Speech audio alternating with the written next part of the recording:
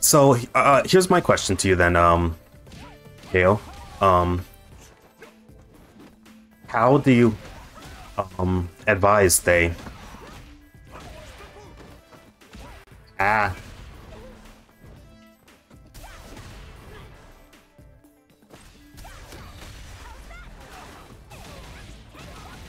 You advise they promote using motions without making it, better than non-motions, because in order to promote doing motions, you have to give it some benefit over non-motions, right? Over simple inputs. So how do you, do you have any ideas on how they can do that without making it better? Because I don't see any. Oh god, this connection is awful.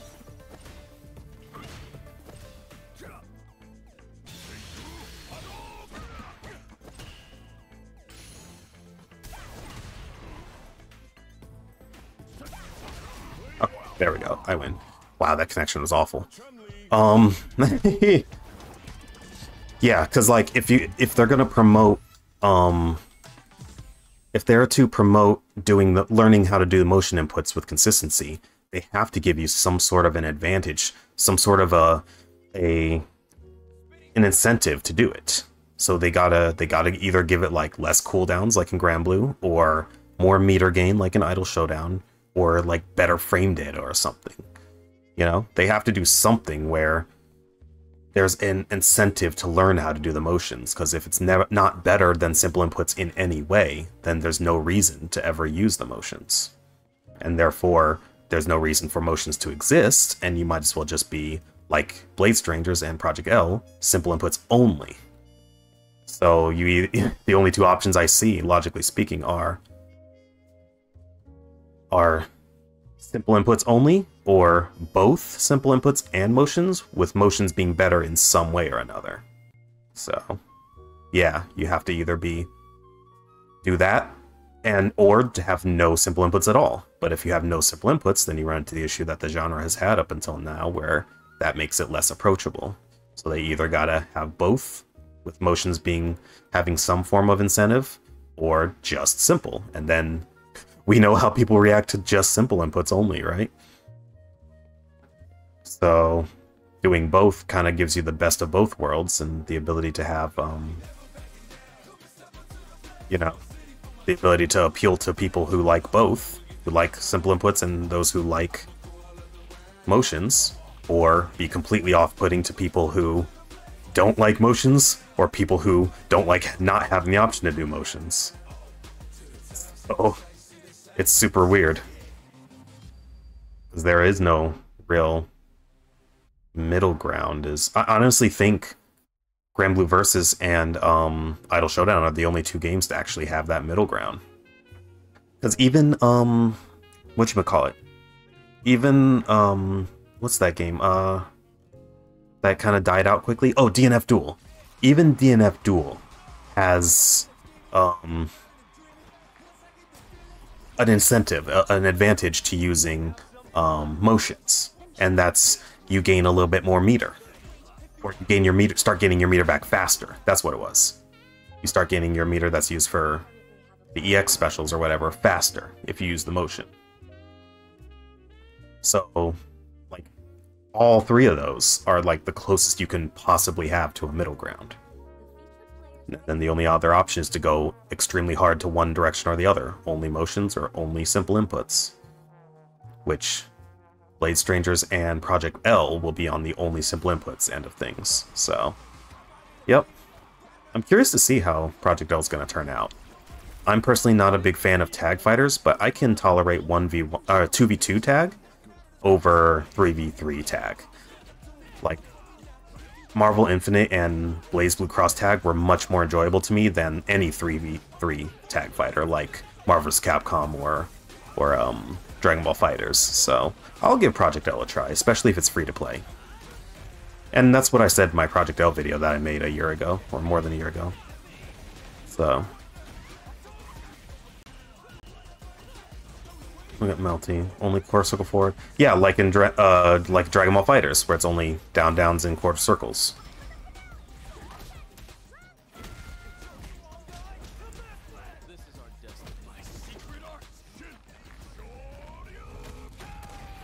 Mm-hmm. Yeah, I get you there.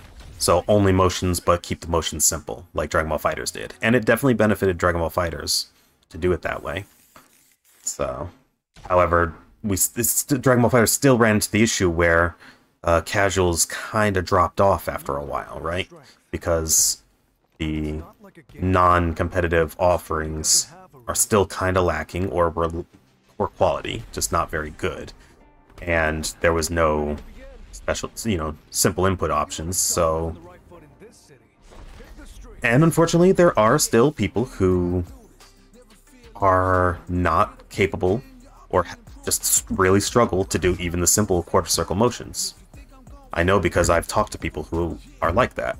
They just can't do quarter circles very easily.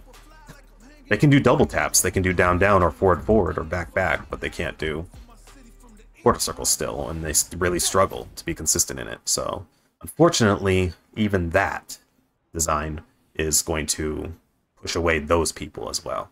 So fighting games are a unique beast. There's really no way for a fighting game to appeal to everyone, or to appeal to as broad of an audience as other genres do, because no matter what design decision you go with, it's going to off-put a large audience. So it's unfortunate, but that's unfortunately just by the nature of the genre. That's how it is. Many more people can play shooters because it's point and click. Anyone who uses a computer on the rig is able to play a shooter at its base level. They may not necessarily be good at it or super accurate, but they can do it mechanically speaking. There's nothing overly complex in terms of mechanical execution. It's just accuracy, which you can get better at through practice and just doing.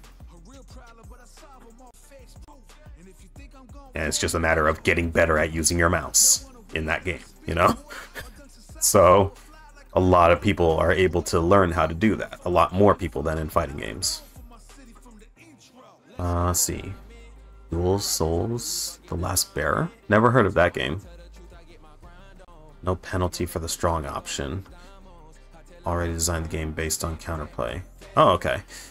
Interesting. Honestly, I do feel like the... Well, yeah, the feedback is immediate, and the game feel, right? Because, like I said, anyone who uses a computer, a mouse and keyboard on the reg, is able to feel like they can play a shooter. Because all they have to do is use a keyboard and mouse like they already do on a regular basis. So the game feel is more approachable to them,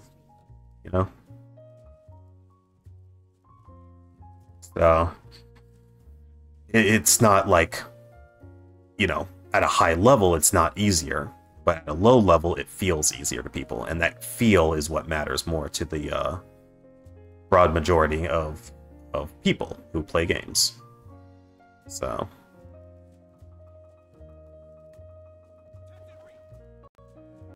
yeah, I don't know, it depends on the fighter, because games like Tekken, Dead or Alive, and Virtua Fighter, they feel more approachable to people who aren't good at fighting games, because they can press buttons and see their characters do cool things because of the vast array of moves available to characters and no motions being required, hardly or barely required to do anything. So those are, I think, honestly, the fighting games that find the... Oh, and then Mortal Kombat, right? Because it implements the 3D fighter, pre-canned combo strings, as they call it, dial-up combos, right? So, that's the only 2D fighter, that and Injustice, that have that same appeal of 3D fighters, where you can press buttons and do strings and see your character do cool stuff. And when two noobs are playing against each other, then they're able to just mash and have fun, right? Yeah, exactly. Yeah, you can learn low parry. But when two noobs are playing against each other, they both get to just mash and see their characters do cool strings, right? In 3D fighters and in... Oh, Soul Calibur too, can't forget about that. In Tekken, Dead or Alive, Virtua Fighter, and Soul Calibur, and anything NRS makes, Mortal Kombat and Injustice. They're able to mash, do strings, see their character do cool things. without needing to learn motions. When you go So, for strength, it's not yeah. a game. This journey doesn't have a real ending. And yeah, shooters do have a certain barrier of entry that you can't mash in those. You can't just click around and actually be rewarded for it. But like I said, it's easier for people to get proficient at shooters because if they use mouse and keyboard on a regular basis for work or other things they do, you know, browsing the internet and stuff, then they can generally improve mechanically at shooters more intuitively than they can, you know, non-fighting game players are able to intuitively improve at fighting games. Fighting games are not good at teaching people intuitively. This game, I feel like, though, is going to do better about it because of all of the non-competitive content that they're offering, which will teach people intuitively fundamentals of the game. So,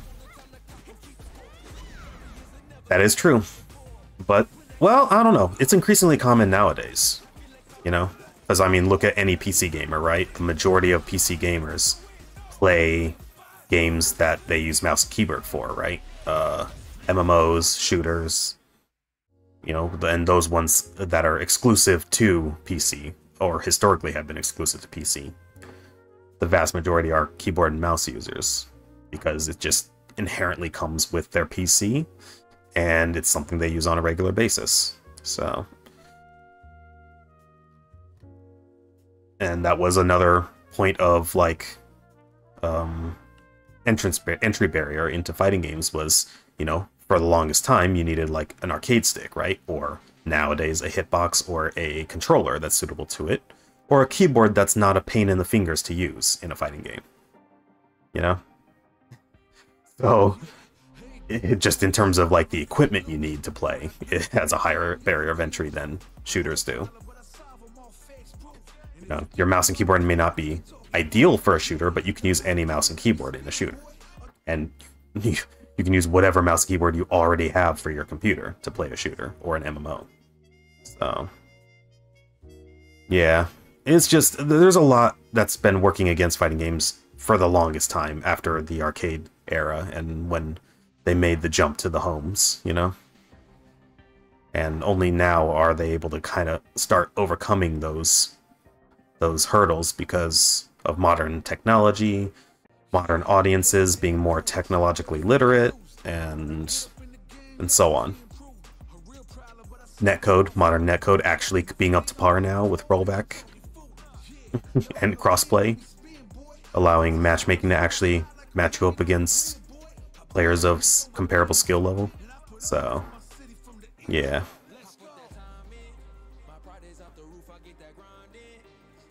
Yeah, that is true. I would say when 3D gaming became the thing in the home consoles, that is when fighting games struggled the most, or at least 2D fighting games.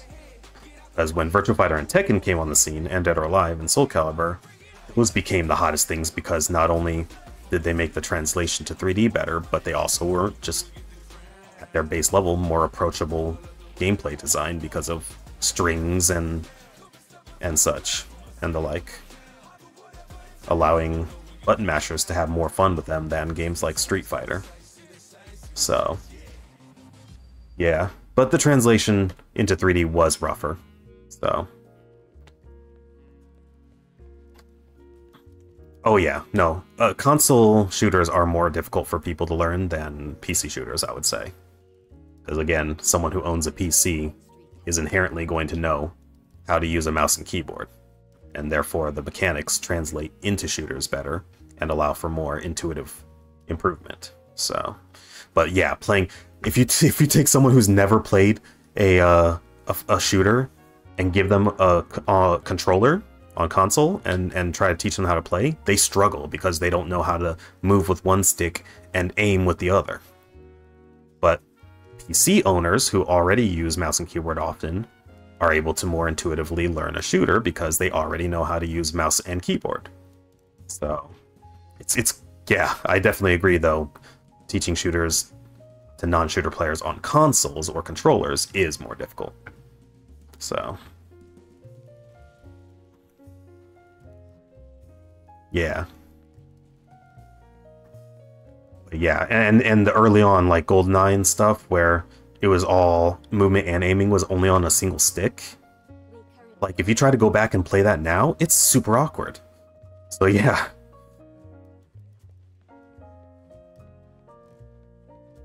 Yeah.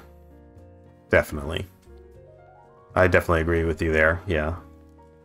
As PC hardware got better and PCs in general got better, they took aim assist out of shooters and now they require more precision to get good at. But again, since people already use mouse and keyboard on a regular basis, well, PC owners anyway, they're able to more inherently learn it, improve intuitively. So, yeah. So, and that's why PC, I mean, think about it. That's why shooters and MMOs are both way more popular on PC than they are on consoles, right? Generally speaking. And a lot of shooters and MMOs are exclusive to PC and don't even have controller support, right? Because of how inherently people are able to play those on PC. Like, PC owners are able to play them on PC, so it's just a barrier to entry that doesn't exist with PC owners already for that genre. Those genres, I should say. But with fighting games translating onto PC, they have to make them keyboard compatible, keyboard and hitbox compatible in order for it to be at all approachable, right? That's been part of the reason for the rise of the hitbox controller, or the leverless arcade controller. Because it's basically just a better version of a keyboard. A more ergonomic version of a keyboard. But before the rise of that controller, fighting games on PC, you had to have an arcade stick or a controller, right? In order to not kill your fingers and hands trying to play it. So, yeah, so only recently is the genre able to kind of break through that barrier. Hey, what's up, Brycer? How's it going? We're just kind of chilling and talking right now because I'm about to end stream. I have somewhere I need to be in about 50 minutes. And then when I get back, I may try to fire up stream again. So we just been talking, talking shop on the genre. And like, I definitely am optimistic about Street Fighter 6, that's for sure. There are certain gameplay elements that irk me that are common to modern fighting games, but less than most other fighting games that have come out in the last decade. So I'm still more, enjoying it more than I'm frustrated at it, which is definitely saying something. So, and then it's going to offer, the full version is going to offer so much more content in it that is not just your standard competitive versus, right? And that's going to teach people intuitively how to get better at the game through just playing, which is great. That's something that games like Smash Brothers has done, that traditional fighting games have just struggled to do in their design. So definitely something to be praised for Capcom to have like Extreme Battle and World Tour mode, and through playing those you learn different and improve at different aspects of the game without the stress of playing ranked and watching your ranking go up and down, right? So definitely something I want to support going forward in the genre, because more devs need to do that. Heck, that free-to-play HoloLive VTuber fighting game, Idle Showdown, has better single-player intuitive teaching content than most AAA fighting games have over the last decade in that single-player Virtual Frontier mode, which has like roguelite elements in the items and buffs and stuff you get as you play through a run. And as you play, you unlock character colors, color palettes, you unlock songs and items, and you just intuitively get better at the game, through playing. And that's one of the things Smash Brothers did better than traditional fighting games. So I hope to see more of the big fighting game devs do what Street Fighter 6 and that Idle Showdown game did. For sure. It's sad that it's taken this long for fighting game devs to see it, that's something you need to do in your game, instead of just putting all your resources into online versus mode and offline versus mode and nothing else, like Street Fighter V launched with, right? With survival mode and versus mode, right? So yeah, and you know, the core audience, the hardcore audience of fighting games are only going to be, the majority of them are going to be only interested in competitive versus. So, hey,